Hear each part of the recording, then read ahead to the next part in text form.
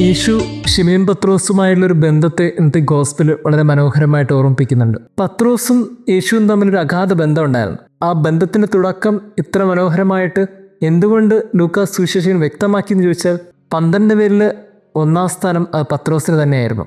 പത്രോസാണല്ലോ ശിഷ്യന്മാരുടെ തലവനും സഭയുടെ താക്കോൽ നൽകപ്പെട്ടവനുമായി പിന്നീട് തീർന്നത്. രാത്രി മുഴുവൻ അധ്വാനിച്ചിട്ട് ഒന്നും കിട്ടാത്തതിൻ്റെ നിരാശ ഇപ്പോൾ പത്രോസിനുണ്ട്. പക്ഷേ ആ നിരാശയുടെ വക്കിൽ നിൽക്കുമ്പോഴും യേശു ഒരു കാര്യം പറഞ്ഞപ്പോൾ അയാൾ അനുസരിച്ചു. അയാൾ ആ വെള്ളം അങ്ങോട്ട് നീക്കി കർത്താവിനോട് ഇട്ടുകൊടുത്തു. പഠിപ്പിച്ചു കഴിഞ്ഞപ്പോൾ യേശു നോക്കുന്നത് പത്രോസിൻ്റെ കണ്ണിലേക്കാണ്.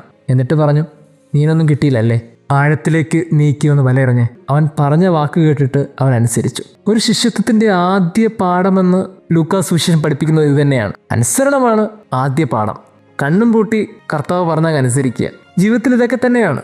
ചില കാര്യങ്ങളൊക്കെ മനസ്സിലാകില്ല, എന്തിനാണ് ഇത് ചെയ്യുന്നതെന്നും തിരിച്ചറിയാൻ പറ്റില്ല. പക്ഷേ ഇങ്ങനെ കർത്താവ് എന്തൊക്കെ ഉദ്ദേശിച്ചിട്ടുണ്ട്, കണ്ണും പൂട്ടി അതങ്ങ് ചെയ്യുക.